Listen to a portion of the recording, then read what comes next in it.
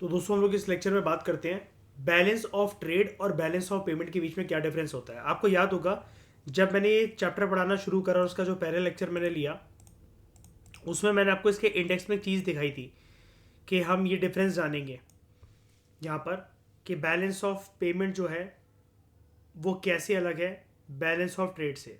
ठीक है, इनके बीच में बेसिकली मेजर डिफरेंस क्या होता है, तो ये चीज़ आपको पता होनी चाहिए। कोई बहुत मेजर डिफरेंस नहीं है लेकिन फिर भी कैसे दोनों चीज़ें एक दूसरे से अलग हैं। Balance of trade, balance of trade जो होता है it is a difference between the money value of exports and imports of material goods only. हम लोग ट्रेड में जब हम व्यापार करते हैं, मुझे एक बात बताओ, आपने इस चैप्टर के अंदर क्या रूल सीखा? व्यापार करने के दायरे के अंदर आप जो है किसको देख सकते हो, किसको टच कर सकते हो और कस्टम ऑफिशियल्स किसको वेरीफाई कर सकते हैं? क्या है वो चीज? गुड्स, मर्केंटाइज, और नाम क्या है इसके शाइनी?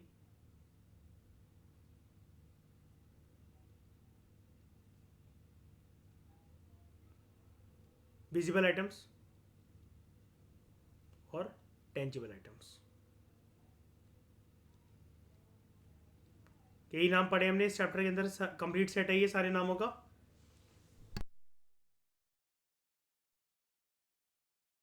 राइट, जब आप सिर्फ गुड्स की बात करते हो, गुड्स का जब व्यापार होता है और उसके अंदर आप देखते हो उनका एक्सपोर्ट या फिर इंपोर्ट, यानी कि कौन सी साइड? क्रेडिट साइड या डेबिट साइड, वो होता है बैलेंस ऑफ ट्रेड। अपने मन से ही बता दो आगे बढ़ने से पहले। तो शाइनी, श्रेया, मयूर, फिर बैलेंस ऑफ पेमेंट क्या होगा? हम यहां पर गुड्स के अलावा अरे इनविजिबल्स को भी, सर्विसेज को भी लेंगे। और तीसरी रो कौन सी होती है? अरे तीसरी रो यूनिलेटरल ट्रांसफर्स, उनको भी लेंगे। चौथी रो, हाँ, कैपिटल अकाउंट बेसिकली होता है एसेट्स एंड लायबिलिटीज बेसिकली, है ना। उसके अंदर भी चार पार्ट होते हैं। उसके अंदर चार पार्ट कौन कौन से होते हैं? एक हो गया हमारा, अगर क्रेडिट साइड की बात कर लें, boring, boring from rest of the world, कोई इन्वेस्टमेंट कर रखी है हमने। इसके अलावा हमने हाँ, डिविडेंड वगैरह मिलेगा, ठीक है। तो एसेट जो बेसिकली हमने बेचे अगर किसी भी फॉरनर को, ठीक है, या फिर हमारे लॉन्ग टाइम में, लंबे समय के अंदर श्रेया क्या बढ़े, क्या बढ़े?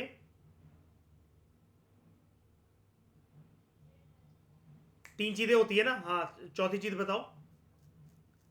फॉरेक्स रिजर्व्स बढ़े। और कैपिटल में, कैपिटल वर्ड से क्या मतलब होता है हमारा ईशा? वो शॉर्ट टर्म चीज है कि लॉन्ग टर्म चीज है? Long term. तो ये जो फॉरेक्स रिजर्व अगर हमारा बढ़ेगा, ये शॉर्ट टर्म में बढ़ेगा। भारत में फॉरेक्स रिजर्व कितना होगा 1991 में लगभग? मतलब कम ज्यादा पूछ रहा हूं मैं, मतलब वो नहीं पूछ रहा, कम, बहुत कम होगा। और अभी 2023 में ज्यादा। मेजर कंट्रीब्यूटिंग फैक्टर कौन सा है हमारे फॉरेक्स रिजर्व को बढ़ाने के लिए? क्योंकि मैन्युफैक्चरिंग सेक्टर तो इतना बूस्ट कर ही नहीं पाता, तो एक्सपोर्ट को तो भूल ही जाओ। तो मेजर फॉरेक्स रिजर्व हमारा कौन बढ़ाता है? इंडियन डायस्पोरा, रेमिटेंसेस, है ना। भारतीय मूल के लोग जो हैं वो अलग अलग दुनिया के कोनों में फैले हुए कि नहीं फैले हुए हैं, और पैसा भेजते हैं। India is the top remittance receiving country of the world, है ना। सबसे ज्यादा कहाँ से आता है रेमिटेंस हमें? मैं फिर भूल गया यार, मैं फाउंडेशन कोर्स फाउंडेशन कोर्स में कई बार मैं इसको देख चुका हूँ, मैं भूल जाता हूँ क्या है।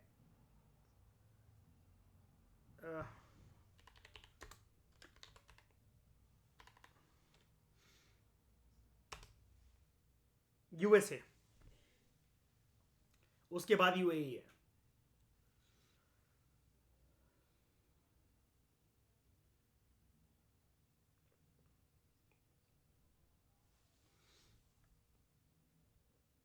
अच्छा, तो यूएसए लॉक कर दूँ ना मैं अभी के लिए?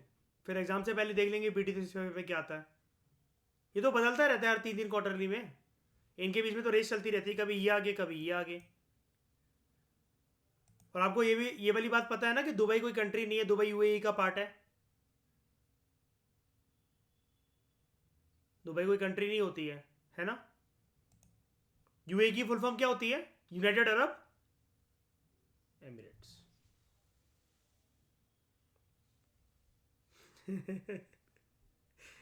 आशिमा ने आज एक कांड कर दिया, बताओ श्रेया कौन सा कांड करा आशिमा ने?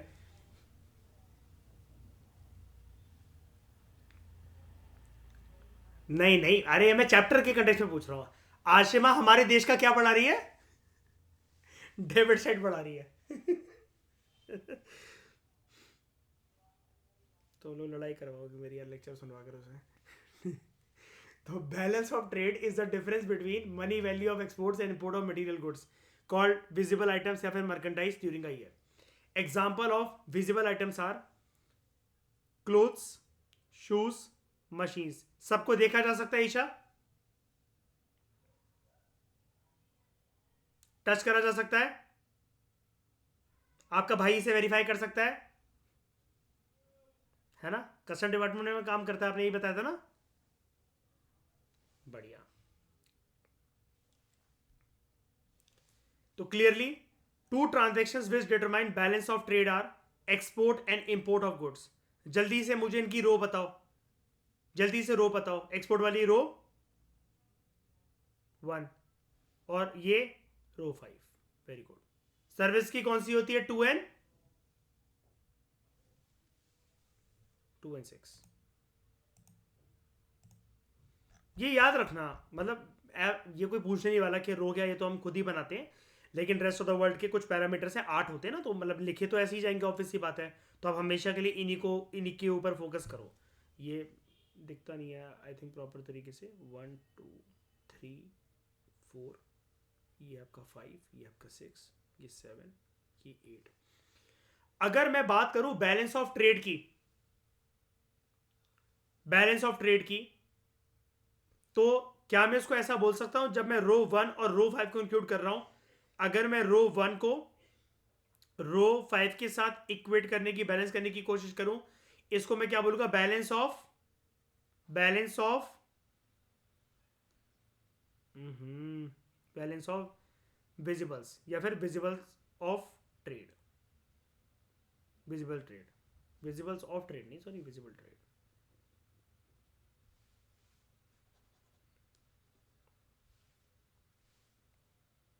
हाँ, मैं वही तो बोल रहा हूँ, बैलेंस ऑफ विजिबल ट्रेड बोल रहा हूँ, इसलिए मैं अच्छा नाम बताया तो था मैंने आप सबको। ये देखो, कहाँ गया कहाँ गया?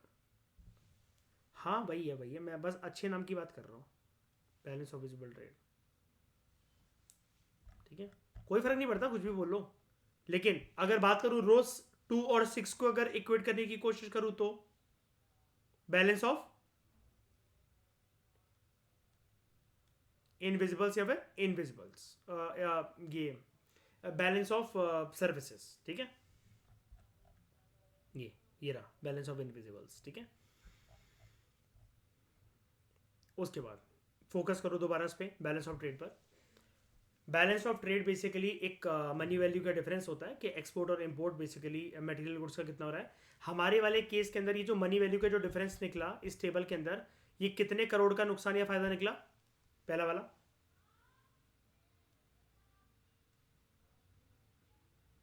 250 करोड़ का। हम, मैंने आपको हमेशा क्या बताया था, जब भी माइनस साइन आ जाएगा, जैसे कैसे निकला ये 800 करोड़ इंपोर्ट पैसा जा रहा है, 550 करोड़ एक्सपोर्ट पैसा आ रहा है, लेकिन इंपोर्ट साइड ज्यादा निकली, 250 करोड़ के नुकसान में हुआ ना देश। हमेशा माइनस साइन के लिए सॉल्यूशन क्या होता है, क्या करा जाएगा? इसको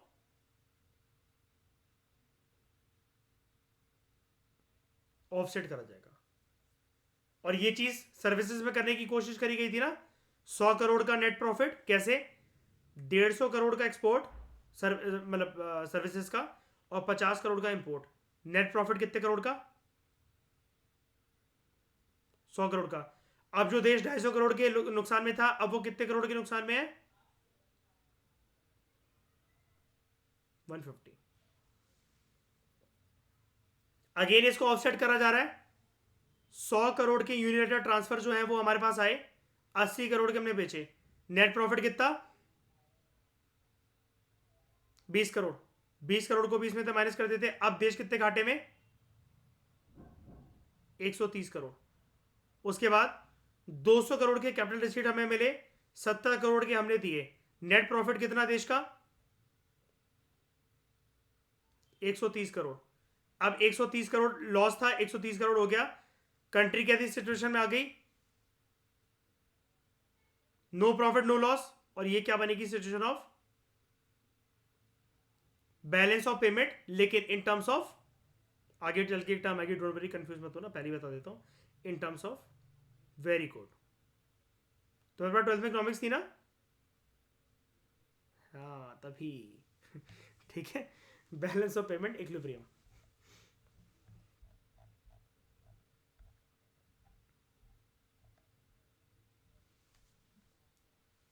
तो export and import of services, यहां से सुनना। बैलेंस ऑफ ट्रेड की हम लोग बात कर रहे हैं, बीओटी की, और इसको डिफरेंशिएट करेंगे अभी हम इसके साथ, बीओपी के साथ। ओके, लेकिन इससे पहले एक चीज समझो। Export and import of services, यानी कि इनविजिबल आइटम्स के अंदर एक्सपोर्ट इंपोर्ट होना। इनविजिबल आइटम्स के अंदर आप जानते हो, shipping, insurance, banking, tourism and software industry. अगर मैं इन 5 सर्विसेज को ले लूं, ये क्या बनेंगे? ये क्या बनेंगे? नॉन फैक्टर सर्विस या फिर नॉन फैक्टर इनकम। वहीं पर अगर मैं ले लूं डिविडेंड को और इंटरेस्ट को, क्या बनेंगे? इन्वेस्टमेंट इनकम या फिर फैक्टर इनकम। कुल मिलाकर कॉम्बिनेशन में मैं इनको कौन सी रो में डालूंगा? अगर मैं एक्सपोर्ट कर रहा हूं तो रो 2 में, क्योंकि यह तो सर्विसेज ही। और अगर इंपोर्ट कर रहा हूं तो रो 6। मेरी बातों से कंफ्यूज तो नहीं हो जा रहे हो कि मैं क्या बोल रहा हूं? सर के ऊपर से तो नहीं जा रहा है ये सब बातें? मैं ये करवा चुका हूं यार दोपहर में, यार पूरा आपको डिटेल में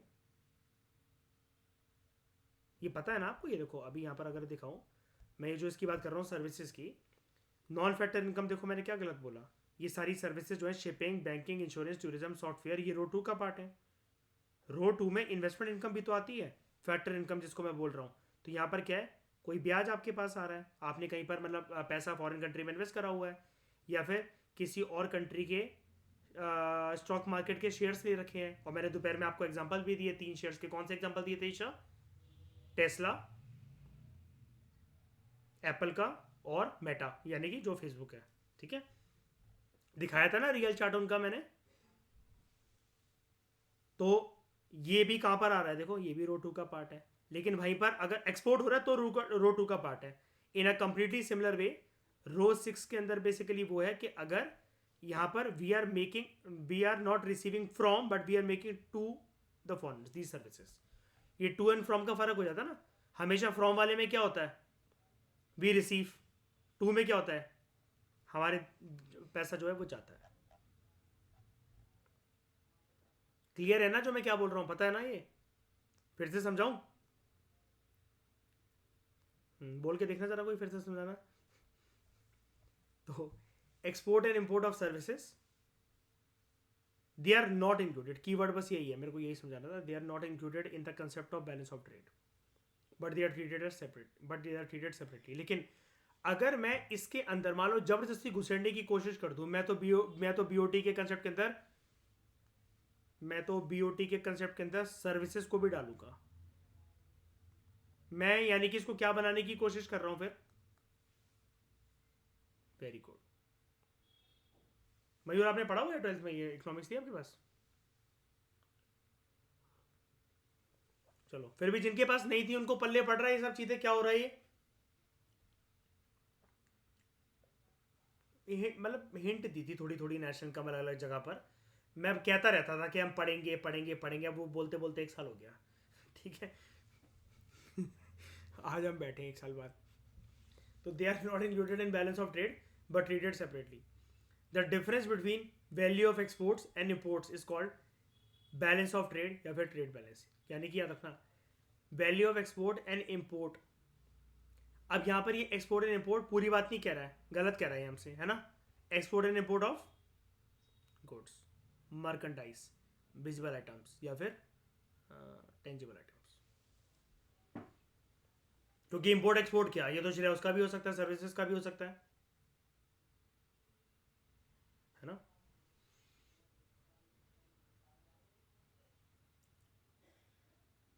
रेमिटेंसेस किसका पार्ट होती है, सर्विसेज का या फिर यूनिलेटरल ट्रांसफर का। यूनिलेटरल ट्रांसफर, क्योंकि यूनिलेटरल ट्रांसफर क्या होता है शाइनिक तरीके से, एक तरफा प्यार, है ना। एक साइड मयूर देखो कितनी जल्दी हामी भर रहा, हाँ मुझे हुआ था सर। उसके लिए एक साइड जो है वो बेसिकली कोई शर्त नहीं रख रहा है। और देखो यहाँ पर दो वर्ड्स मुझे बड़े अच्छे लगते हैं यार इसके, यार दिल छू लेते हैं। का है वो, ना ही प्रेजेंट में कुछ देना है उसको सामने वाली पार्टी को, ना ही फ्यूचर में कुछ चुकाना है। असीम बेपनाह मोहब्बत है ये, वन साइडेड। तो export and import of goods include all types of goods irrespective of whether they are consumer goods. Consumer goods कौन से होते हैं, माइक्रो इकोनॉमिक्स में मैं क्या पढ़ाता हूं, छोटी सी मैंने हिंट दी थी आपको नितिन सिंह के पहले चैप्टर में। नहीं एडिबल नहीं जरूरी है क्या कंज्यूमर गुड्स, अब तुम क्या पेन खरीद के लाओगे तो खाओगे उसको बैठ के। जो further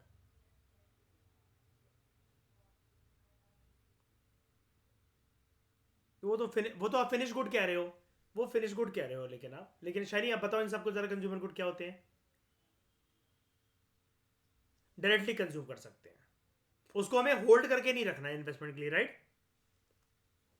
like food, clothes, grains और capital goods like plant and machinery. अब ये तब बनेंगे कंज्यूमर, ये मतलब ये तो हो गया consumer goods, food clothes grains. और दूसरी कैटेगरी आ गई आपकी कैपिटल गुड्स की। कैपिटल गुड्स अगेन नाम में क्या है, कैपिटल, कैपिटल मतलब शॉर्ट टर्म के लॉन्ग टर्म, ये लॉन्ग टर्म के इन्वेस्टमेंट के लिए बने हैं।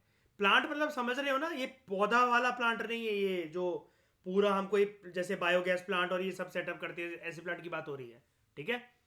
और मशीनरी यहां पर, लेकिन शॉर्ट टर्म के अंदर एक कॉस्ट बियर करनी पड़ती है इंडस्ट्रीज को, वो कौन सी कॉस्ट होती है,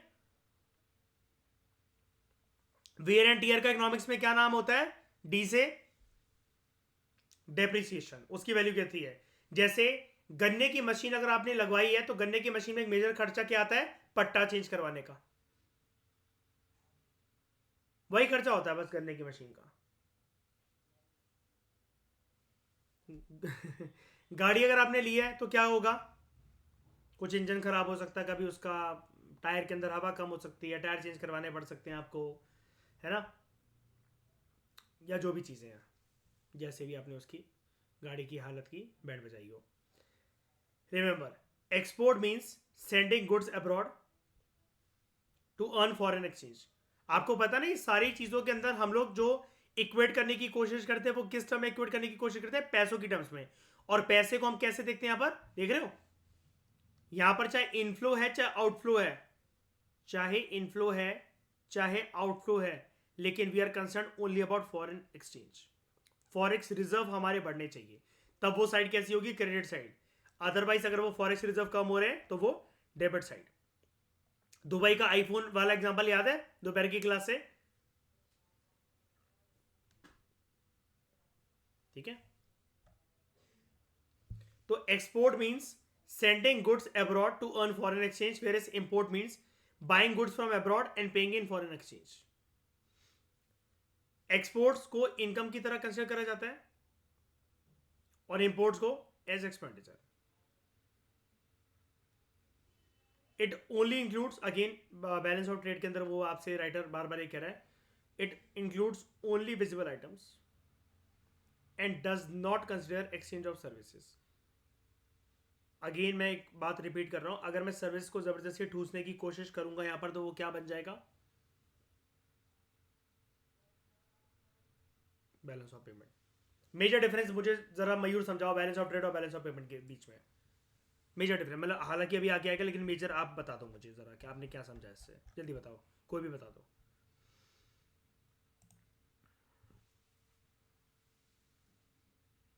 बस बस बस यही है। सिर्फ हम लोग मर्केंडाइज गुड्स की बात करते हैं वहाँ पर, जिसको हम लोग कह सकते हैं visible items, tangible items, goods या फिर मर्केंडाइज।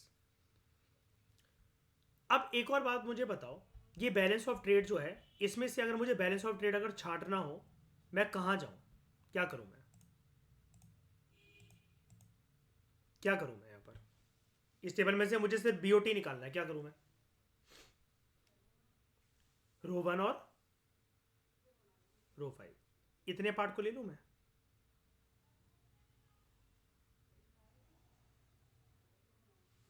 ठीक है, रो वन और रो फाइव, इसको थोड़ा सा क्लीन करके बना देते हैं।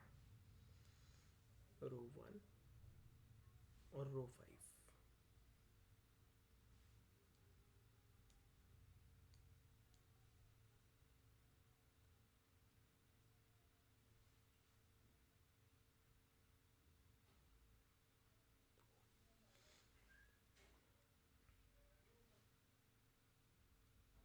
रो वन और रो फाइव।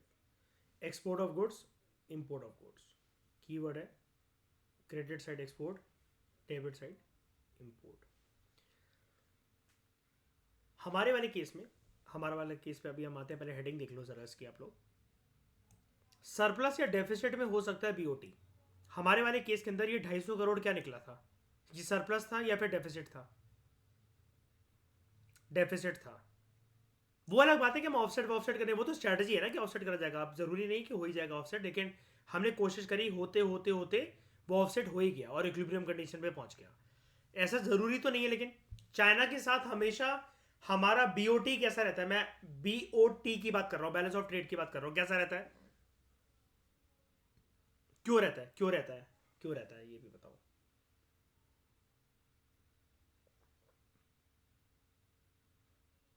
ठीक है, ये तो वास्तविकता हो गई, ये तो रियलिटी हो गई, लेकिन क्यों इंडिया कहाँ फॉल्टर कर रहा है, बताओ।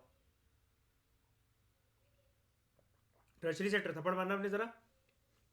हाँ, मैन्युफैक्चरिंग सेक्टर, ठीक है।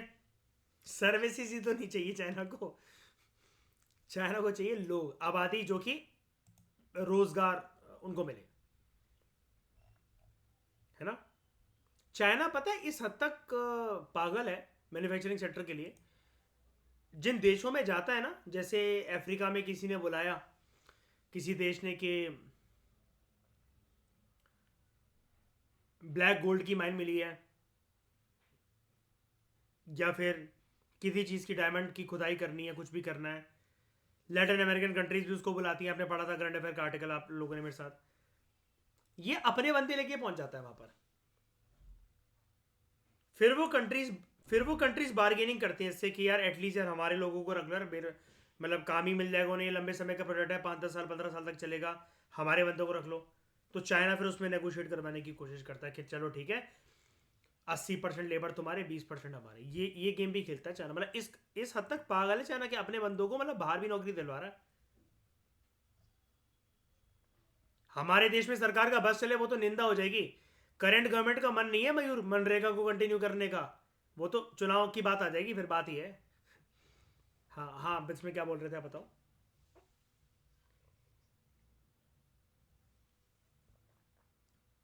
हाँ। हम्म।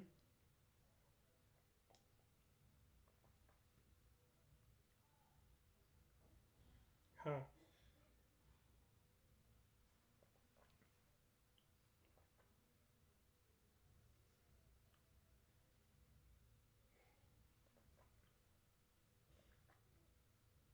ये लोहे और मैग्नीशियम वगैरह को? अच्छा, क्यों क्यों?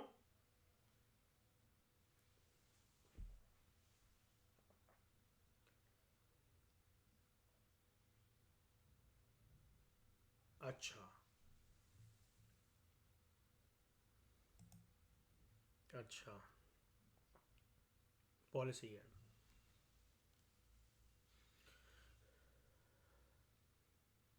देख तो वो देख लो ना, दिल्ली का वो गाजीपुर वाला जो पहाड़ है, कूड़े का ढेर, टूरिस्ट वाटर से।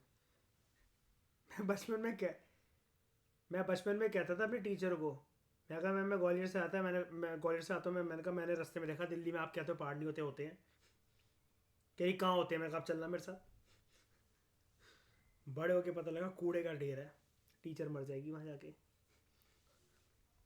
तो these are like transfer payments. ये भी बात मैंने आपको पढ़ाई थी यूनिलेटरल ट्रांसफर पेमेंट में। अगर हम लेकिन इसकी बात करें, ट्रांसफर पेमेंट की बात मतलब मैं बेसिकली इसलिए कर रहा हूँ, क्या आप इसको गुड में इंक्लूड करोगे? ऑब्वियसली बात है नहीं करोगे। सर्विस में इंक्लूड करोगे? कभी कभार इंक्लूड हो जाती है, कभी कभार। जैसे कि अगर आप यहाँ पर देखो, यही चीज़ मैं जानना चाह रहा था आपसे। इधर अगर आप देखोगे बैलेंस ऑफ इनविजिबल्स में, तो ये सर्विस है, ये देखो unilateral transfers like gifts and donations कभी कभार हो जाती है, तभी मैं आपसे पूछना चाह रहा था ये वाली बात। हाँ, लेकिन हम एक बार के लिए सारी चीज़ों को छोड़कर पहले इसके ऊपर चर्चा करते हैं। ये ना 250 करोड़ का हमारा क्या चल रहा है, डेफिसिट चल रहा है यहाँ पर, ठीक है। ये पॉजिटिव भी तो हो सकता है। कंट्री हमारी कंट्री चाइना के साथ व्यापार करते हुए डेफिसिट में है। अगर मैं आपको रैंडमली पूछ दूं, अभी आपको आंकड़े पता भी नहीं है, नेपाल के साथ हमारा जो व्यापार चल रहा है वो कैसा है?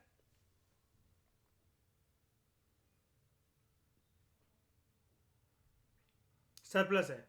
बांग्लादेश के साथ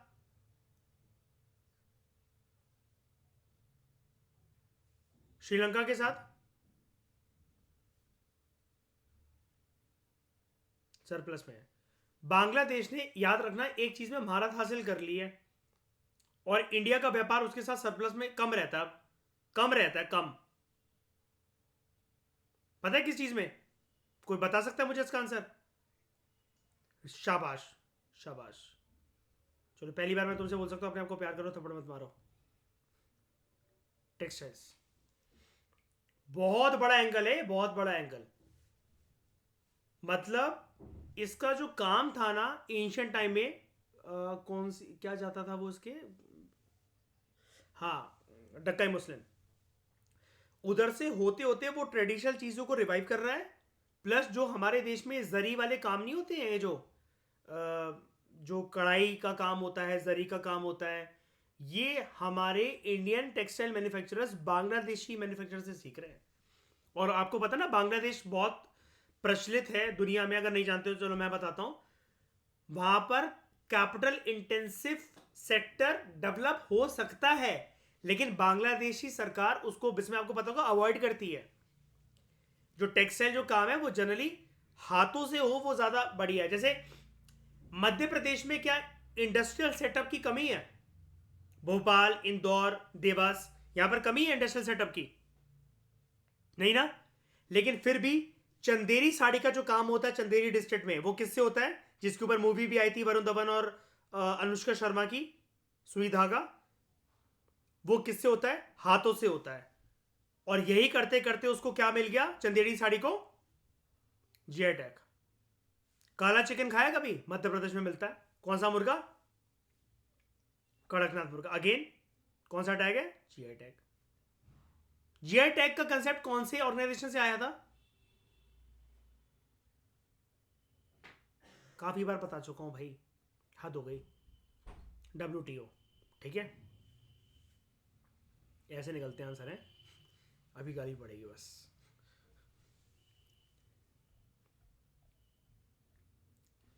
तो सरप्लस और deficit, BOT, balance of trade में भी इन सरप्लस, या वो डेफिसिट में भी हो सकता है, या इक्विलिब्रियम में भी हो सकता है। अगर आप मान के चलो, ये जो पहला वाला केस है, बैलेंस ऑफ ट्रेड की बात करना, सिर्फ ट्रेड में आपको पहला वाला एस्पेक्ट दिख रहा है BOT में, रो 1 और रो 5, 250 करोड़ का हमारा निकला नेगेटिव एस्पेक्ट। ये सरप्लस है, डेफिसिट है, या इक्विलिब्रियम है? डेफिसिट है। अगर मैं इसको ऐसे कर दूं, मान लो ये जो नेट रिजल्ट है, चलो इसको छोड़ो, यहीं पर आ जाओ। अगर मैं इसको ऐसे कर दूं, ये 1000 करोड़ और ये 900 करोड़, अब क्या है? सरप्लस। और अगर मैं दोनों को 1000 करोड़ कर दूं तो इक्विलिब्रियम। क्लियर? कोई डाउट?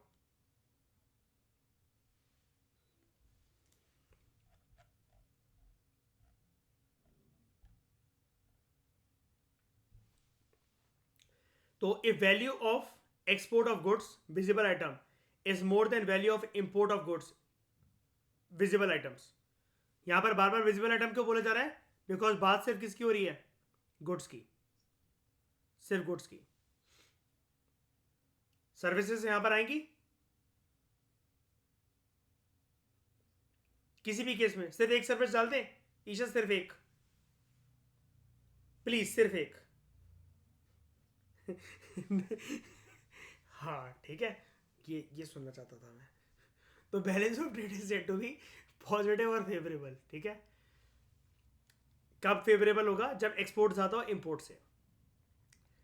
तो यहां पर बैलेंस ऑफ ट्रेड क्या शो करेगा हमें? Result surplus result. वही वाली बात है जो अभी आपने आंसर करा ना मयूर, 900 करोड़, 100 करोड़ और हजार करोड़, और अभी जो हमारा रियल केस है 250 करोड़ का लॉस का। ठीक है, in case the value of export of goods is less than the value of import of goods, balance of trade is said to be negative या फिर एडवर्स या अनफेवरेबल। तब बैलेंस ऑफ ट्रेड जो होगा वो डेफिसिट में होता है। तो in case of export equals to import, balance of trade कहा जाता है वो बैलेंस्ड है।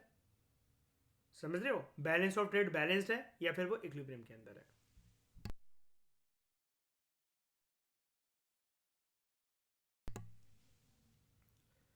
तो रो 1 और row 5 it shows balance of trade for the country as a hypothetical example. 550 crore, 800 crore, 250 crore का डेफिसिट दिख रहा था, मैं माइनस साइन दिख रहा था। राइट, ये हम पहले से ही फर्स्ट जो क्लास करी थी हमने इसकी, तब से हम इस कंसेप्ट को डिस्कस कर रहे हैं बार बार।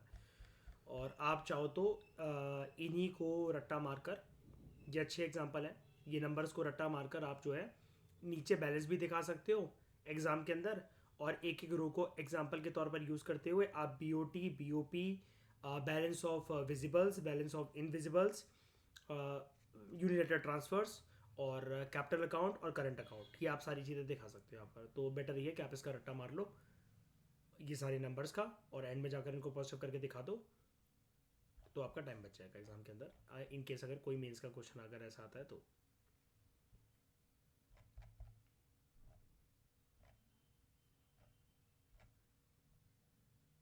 तो even though the country had a deficit in its balance of trade, this might be offset, ये टर्म यूज करता हूं ना मैं इस चैप्टर के अंदर बार बार, this might be offset by items on the other account specially by capital account. ठीक है, अब यहां पर बात स्पेशली इसलिए लिखी हुई है क्योंकि अगर गुड्स के एक्सपोर्ट से इंपोर्ट से तो पहली बात है ऑफसेट हो ही नहीं सकता है, ये वाली साइड तो डेबिट साइड है, डेबिट साइड से कभी कुछ चीज़ ऑफसेट नहीं हो सकती, वो हमेशा इस साइड से होगी। हम लोग यहाँ पर राइटर ऐसा क्यों बोल रहा है, टर्म पे फोकस करो जरा। कह रहा है एक कंट्री जो है हो सकता है अपने बैलेंस ऑफ ट्रेड के अंदर डेफिसिट में हो, घाटे में हो, जैसे 250 करोड़ के घाटे में देश है हमारा गुड्स के अंदर व्यापार करते हुए, ऊपर वाले एग्जांपल के अंदर कह रहा है this might be offset by items on another account specially by capital account. Capital account तो लॉन्ग टर्म अकाउंट होता है, लेकिन ये बाकियों को कॉन्फिडेंस में क्यों नहीं दे रहा है? क्योंकि this is short term, this is short term, this is short term, लेकिन दिस इज लॉन्ग टर्म, लंबे समय में हम उसको ऑफसेट कर सकते हैं। तो बैलेंस ऑफ ट्रेड जो कि मर्केंटाइज में होता है, गुड्स में होता है, विजिबल आइटम्स में होता है, टेंजिबल गुड्स में होता है, it provides substantial account of payments emerging from international transactions, but it does not reflect a complete picture of all the payments due to the country and payments due from the other country. ऐसे ही क्यों बोल रहा है कि balance of trade जो है, जो कि गुड्स की फॉर्म में, मतलब बेसिकली हमें देखने को मिलता है व्यापार की फॉर्म में, उससे देश को कितनी पेमेंट आ रही है इंटरनेशनल ट्रांजेक्शन, तो ये तो शो करता है, लेकिन वो कंप्लीट पिक्चर शो नहीं करता। कंप्लीट पिक्चर इसलिए शो नहीं करता, उसके अंदर सर्विसेज से आने वाली पेमेंट, यूनिलेटरल ट्रांसफर्स की फॉर्म में आई हुई कोई जो चीजें हो वो, और कैपिटल रिसीट जो है उसको नहीं दिखा रहा ना ये गुड्स जो है, गुड्स का इंपोर्ट एक्सपोर्ट, ये तो बहुत छोटा एस्पेक्ट हुआ। आज तक अगर आप में से किसी को ये लगता था कि अगर जो सामान है टेंजिबल चीजें हैं जिनको आप टच कर सकते हो, देख सकते हो, कस्टम ऑफिसर्स को वेरीफाई कर सकते हैं। सिर्फ यही होता है दो देशों के बीच में इंटरनेशनल व्यापार की डेफिनेशन। तो आप गलत थे। इस चैप्टर ने आपको ये बताया गुड्स तो बहुत छोटी सी चीज है, सर्विसेज हो सकती हैं, हालांकि वो गुड्स को कंपीट नहीं कर सकती, लेकिन सर्विसेज यूनिलेटरल ट्रांसफर्स ये गुड्स को कंपीट कर सकते हैं। चलो ये भी ना कर पाए तो गुड्स को भी हटा दो, सर्विसेज को भी हटा दो, यूनिलेटरल ट्रांसफर को हटा दो, तीनों को मिला दो, फिर भी उनका बाप जो है लंबे समय के अंदर वो कैपिटल रिसीट या फिर कैपिटल पेमेंट निकलेगा, जो कि लॉन्ग टर्म की बातें करता है। Borrowing from abroad, investment from abroad, sale of assets to foreigners, या फिर बढ़ना हमारे फॉरेक्स रिजर्व्स का।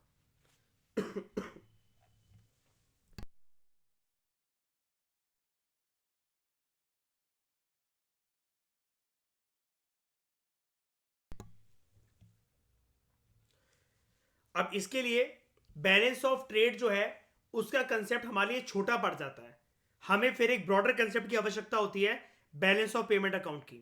तो हम इसके अंदर फिर और कौन सी रोज को शामिल करते हैं? Services, unilateral transfers and capital account, capital receipts या फिर कैपिटल पेमेंट्स।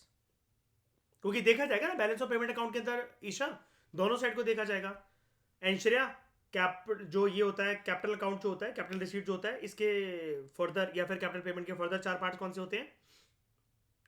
कैपिटल रिसीट के बता दो अगर याद है तो।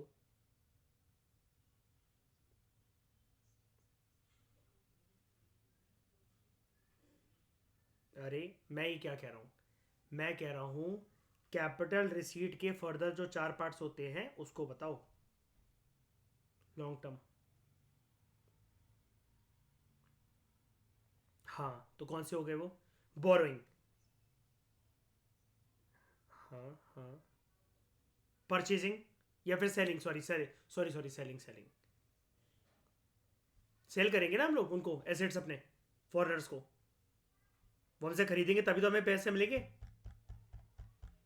ये देखो, sale of assets to foreigners, एक टू को काटो, sale of assets to foreigners. Clear है ना ये वाली चीज? कोई कंफ्यूजन तो नहीं किसी को? शाइनी, ईशा, ठीक है। तो आगे बढ़े। Balance of payment, balance of payment यानी कि अब आपने क्या सीखा, अगर मैं एक बड़े गोले को बनाऊं, इसके अंदर इस छोटे गोले को बनाऊं, बड़ा गोला मेरे लिए क्या है? बीओपी। छोटा गोला क्या है? बीओटी।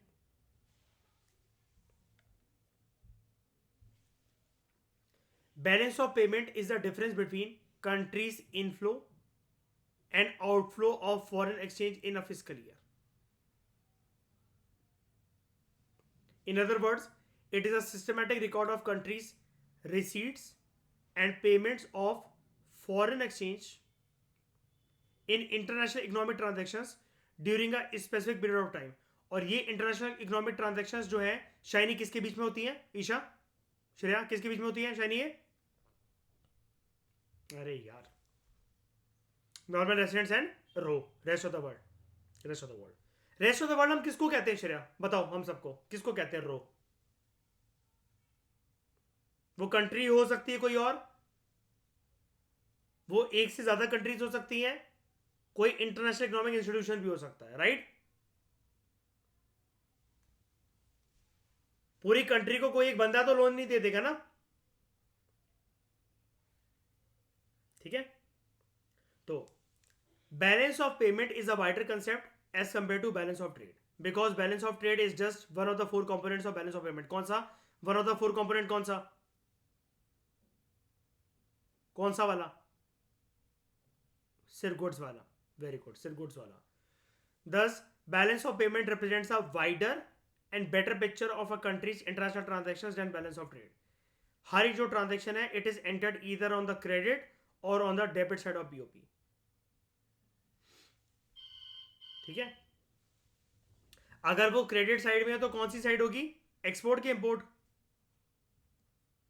और डेबिट साइड इंपोर्ट। साइन कौन सा यूज करेंगे हम लोग? माइनस। कंपोनेंट्स क्या होते हैं बीओपी के? मेन आइटम्स जो होते हैं, कंपोनेंट्स होते हैं क्रेडिट साइड के, याद रखना बीओपी पढ़ रहे हैं, ठीक है। अब तो क्रेडिट साइड पर एक्सपोर्ट पैसा आएगा, export of goods visible exports, export of services पैसा आएगा again invisible exports, unrequited receipts या फिर यूनिलैटरल ट्रांसफर्स। अनरिक्विटेड का मतलब क्या होता है, आपको आपके लिए कोई रिक्वायरमेंट नहीं थी कि बदले में आपको ना ही करंट में ना ही फ्यूचर में कुछ देना था, ठीक है, एक तरफा प्यार, ओके। कैपिटल रिसीट्स, ये सारी तीनों चीजें क्या होती हैं, जल्दी बताओ। ये 1 2 एंड 3 क्या होगा लॉन्ग टर्म के लिए? तो शॉर्ट टर्म को मैं क्या बोलूंगा, करंट करंट अकाउंट। और ये वाला लॉन्ग टर्म के लिए तो इसको मैं क्या बोलूंगा, कैपिटल अकाउंट, ये लॉन्ग टर्म के लिए। Similar items are shown on the debit side. Import पैसा जाएगा गुड्स का, सर्विसेज का, अनरेगुलेटेड पेमेंट्स। लेकिन बस यहां पर क्या है, ये रिसीट है, वो क्या पेमेंट, ये हम रिसीव करते हैं फ्रॉम समवन, ये हम पे करते हैं टू समवन, ठीक है। और कैपिटल यहां पर ये रिसीट्स है, अगेन फ्रॉम समवन, या फिर यहां पर जो कैपिटल पेमेंट्स है टू समबडी। समझ रहे हो ना मैं क्या कह रहा हूं, फ्रॉम एंड टू की बात। फ्रॉम हमेशा किसको डिनोट करता है, आ रही है आपके पास चीज, टू जा रही है, ठीक है।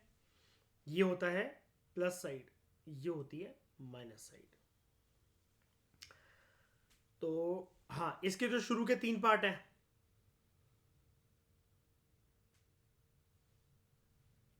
करंट अकाउंट, और ये लास्ट वाला कैपिटल है, यानी कि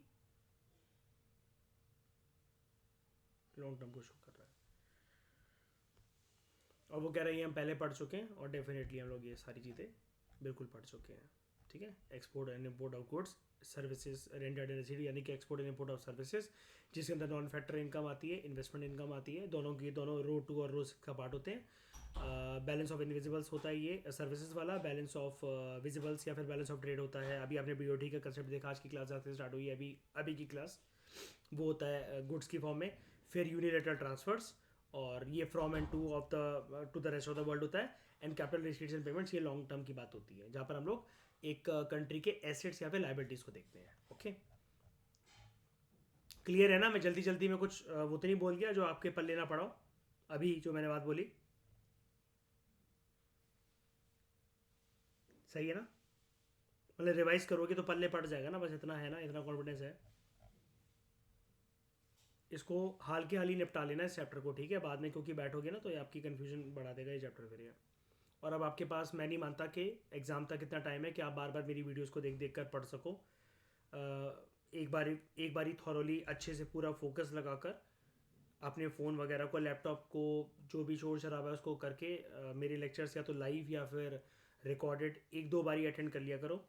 ज़रूरत लगे तो, जैसे लाइव क्लास चल रही थी, कोई डिस्टर्बेंस है तो एक बार देख लिया, लेकिन उसके बियॉन्ड मैं अब नहीं मान सकता कि आप उस टाइम को अफोर्ड कर सकते हो। करने को कर लो, लेकिन आपकी बहुत सारी चीज़ें फिर छूट जाएंगी उस चक्कर में। अब आपके पास टाइम नहीं है कि आप मेरे लेक्चर को 2 2 3 3 बार देखो, ठीक है। तो all these items have been discuss in detail in the previous section. Clearly balance of payment जो है, it is an application of double entry book keeping. ये डबल एंट्री किसको कहते हैं श्री हम लोग? डेबिट एंड क्रेडिट साइड, ठीक है। ये हमेशा बैलेंस करनी चाहिए, हमेशा देखो, बेस्ट सिचुएशन क्या होती है?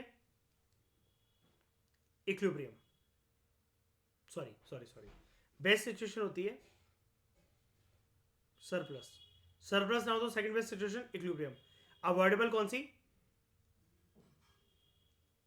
डेफिसिट। आप क्या मानते हो, रियल और प्रैक्टिकल दुनिया में कंट्री बेसिकली इक्विलिब्रियम में रह सकती हैं?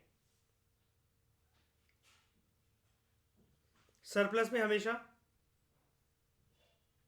कोई एक साइड रहेगी वैसे, है ना, कोई एक साइड। तो कंट्री कोशिश कहां करती है, या तो इसकी तरफ जाने की या इसकी तरफ जाने की। और इन दो की तरफ जब कंट्री का फोकस होता है, तब जाके एक कंट्री लेकर आती है क्या?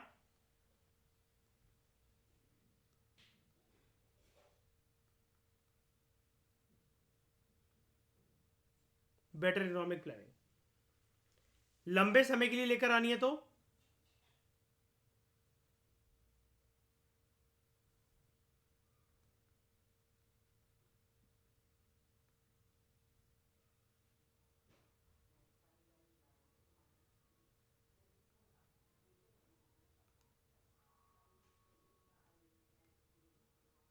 दोनों चीजें क्लियर है shiny Shreya? Better mid term physical economic planning short term के लिए हो गई, better strategic economic planning.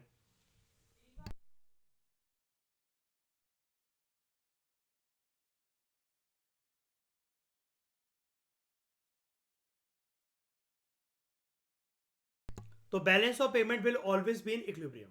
Okay, मतलब ये कोशिश करी जाती है, ऑलवेज मतलब ये है कि कंट्री इस पोजीशन पे आने की सीख करती है कि वो इक्विलिब्रियम में हो। ठीक है, और ये क्यों करती है? ये इसी की वजह से, ताकि बेटर इकोनॉमिक प्लानिंग बेसिकली आ सके, स्टेबिलिटी आ सके। और एक स्टेबिलिटी जो हम हमेशा इंश्योर करने की कोशिश करते हैं वो क्या, वो होती है आपको पता ना, मैक्रो इकोनॉमिक स्टेबिलिटी। हर कंट्री इस पोजीशन में रहने की कोशिश करती है कि नहीं करती है? बिल्कुल। अब हम डिफरेंस जानते हैं कि बीओटी और बीओपी में क्या डिफरेंस है, क्या मेजर डिफरेंसेस है। Balance of trade, it is a difference between money value of import and exports of material goods only. Whereas balance of payment it is a difference between countries inflow and outflow of foreign exchange during a fiscal year। लेकिन इसके अंदर हम सारे components को लेते हैं, goods को, services को, यूनिलेटरल ट्रांसफर्स को और कैपिटल अकाउंट को बेसिकली, जिसके अंदर हम लोग एसेट या लायबिलिटी देखते हैं कंट्री के लॉन्ग टर्म के अंदर। ठीक है, तो बैलेंस ऑफ पेमेंट एक वाइडर कंसेप्ट है as compare to balance of trade which is just one of the 4 components of BOP. BOT के अंदर सिर्फ हम लोग गुड्स को ही देखते हैं, वेयर एज बीओपी के अंदर हम लोग export and import of goods, export and import of services, unilateral receipts या फिर यूनिलेटरल पेमेंट, कैपिटल रिसीट या फिर कैपिटल पेमेंट। तो बीओपी जो है वो कंट्री की एक बेटर पिक्चर हमें देता है उसकी इकोनॉमिक ट्रांजेक्शन्स की with rest of the world, और ये एक हमें मैक्रो इकोनॉमिक व्यू भी दे देता है। तो यहाँ पर मैंने आपको सारी कैलकुलेशंस ऊपर बताई दी थी धीरे धीरे करते करते कि 250 करोड़ का जो लॉस था हमने उसको ऑफसेट करते करते नीचे वाली केस के अंदर हम लोग आए 100 करोड़ के प्रॉफिट में, फिर हम आए 20 करोड़ के प्रॉफिट में, फिर हम आए 130 करोड़ के प्रॉफिट में, और लास्ट में 130 करोड़ ही लॉस रह गया था। 130 करोड़ के प्रॉफिट ने, जो कि रो 4 और रो 8 ने जो बैलेंस करा, उसने इस 130 करोड़ के प्रॉफिट को काट कर नेट रिजल्ट आ दिया 1000। यही कैलकुलेशन है, ये हम पढ़ चुके हैं। ना ही आपके पास इतना टाइम है इसको करने का, और नहीं है एग्जाम में आपसे कुछ पूछ रहा है, आपने ऊपर समझ लिया, आपको पता लग गया। बैलेंस ऑफ पेमेंट यहाँ पर आ गई 0। ओके, अब फाइनली डिफरेंसेस, हमारे पास 6 डिफरेंसेस हैं। बीओटी ये सिर्फ गुड्स के अंदर ट्रांजैक्शन को रिकॉर्ड करता है। BOP it records transactions related to both goods and services. अब बोथ तो छोड़ो, goods, services, unilateral transfers and capital account. It does not record transactions of capital nature, long term nature, but it records transactions of capital nature which cause flow of foreign exchange in long term। ये एक narrow concept है as it is only one part of the BOP account. ये एक wider concept है as it includes balance of trade, balance of services, balance of unilateral transfers and balance of capital transactions. Again capital transactions are long term. ये favourable भी हो सकता है, unfavourable हो सकता है, या इक्विलिब्रियम में हो सकता है। यहां पर कोशिश ये करी जाती है, मैं अगेन आपको बता रहा हूं, इट ऑलवेज रिमेन्स इन। ऐसा नहीं हो सकता यार, कैसे हो सकता है it always remains in balance? अब ये हमेशा बैलेंस में रहता है, लेकिन वो कह रहा है कि राइटर आपसे खुद कह रहा है कि इस चीज की सेंस समझो। राइटर क्या बोलना चाह रहा है, that receipt side is always made to be equal to payment side. मतलब हर एक साइड को हम लोग बैलेंस करने की कोशिश करेंगे।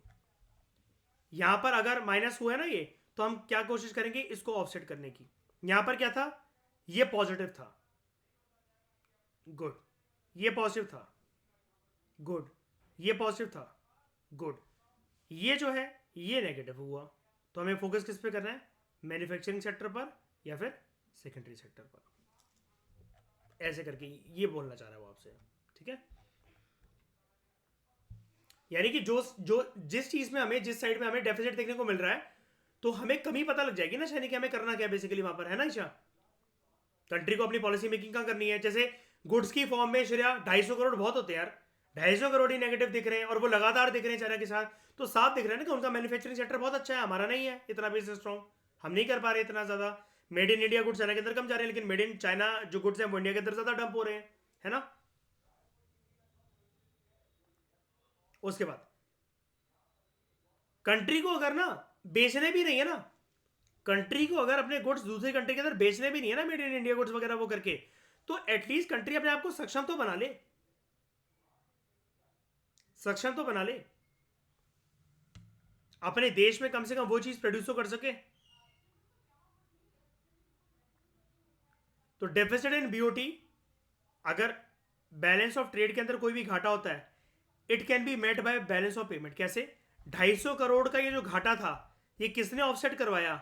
सर्विसेज ने, यूनिलेटरल ट्रांसफर्स ने, और कैपिटल रिसीट्स ने, ठीक है?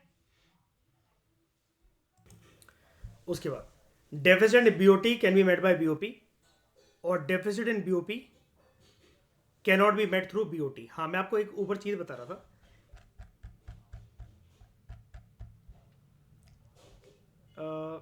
ये जो 250 करोड़ का जो घाटा है, इसको फिल किसने करवाया? पहले तो यहां पर 100 करोड़ का जो यहां पर प्रॉफिट हुआ अपन को सर्विसेज वाला, उसके बाद अपन को 20 करोड़ का जो यहां पर ये प्रॉफिट हुआ, उसके बाद अपन को 130 करोड़ का ये प्रॉफिट हुआ। 250 करोड़ का घाटा, गिनो इसको, 230, 100, 120, 30, 40, 50, 150 और 250, हो गया पूरा फुलफिल। देश में बैलेंस ऑफ पेमेंट को इक्विलिब्रियम कंडीशन पे लाने का काम किसने कर दिया? जो ट्रेड इन जो घाटा करवाया था, बाकी तीनों चीजों ने। क्या थी वो? सर्विसेज, यूनिलेटरल ट्रांसफर और कैपिटल ट्रांजैक्शंस। तो deficit in BOP can not be met through BOT. It is not a true indicator of economic relations और economic prosperity of a country, लेकिन it is true indicator of economic performance of an economy.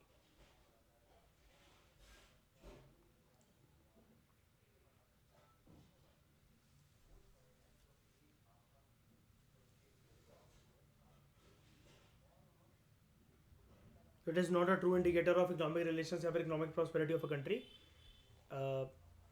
क्योंकि इसमें बाकी सारी चीज़ें hidden हो जाती हैं, लाइक लॉन्ग टर्म के अंदर हमें कैपिटल अकाउंट के बारे में पता नहीं लगता है, लेकिन it is true indicator of the economic performance of an economy. Okay,